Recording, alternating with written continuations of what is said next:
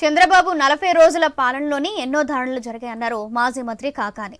మహిళలు, మైనర్ బాలికలపై అఘాయిత్యాలు అధికమయ్యాయని ఆరోపించారు. ఇప్పటి వరకు ముచ్చుమరిలోని బాలిక మృతదేహం దొరకలేదని మండిపడ్డారు. ఆడపిల్లల జోలికి వస్తే భయపడేలా చేస్తామన్న పవన్ ఇప్పుడు మాట్లాడడం లేదన్నారు. వైసీపీ నేతల మీద దాడులు పెరుగుతున్నా పోలీసులు పట్టించుకోవడం లేదని తెలిపారు. అలాగే రేపు రషీద్ కుటుంబ సభ్యులను జగన్ పరామర్శిస్తున్నారని, మిథున్ రెడ్డిపై దాడులు చేస్తుంటే పోలీసులు, వీడియోగ్రాఫర్లు పాత్ర పోషించారని మండిపడ్డారు కాకాని.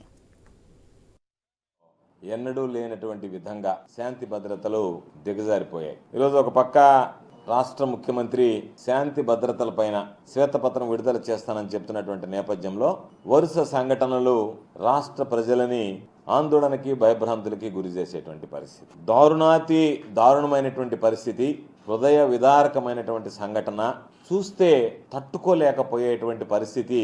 నిన్న వినుకొండలో జరిగినటువంటి రషీద్ని హత్య చేసినటువంటి విధానం అంటే బహుశా సభ్య సమాజం తలదించుకునేటువంటి విధంగా, ఎవరు ఏమీ చెయ్యలేరనేటువంటి ధీమా, ధైర్యం ఏ స్థాయిలో ఉంటే నిన్న రషీద్ అనేటువంటి వ్యక్తిని తెలుగుదేశం పార్టీకి సంబంధించినటువంటి జిలాని అనేటువంటి నాయకుడు హత్య చేశాడనేటువంటిది మనందరం చూసాం.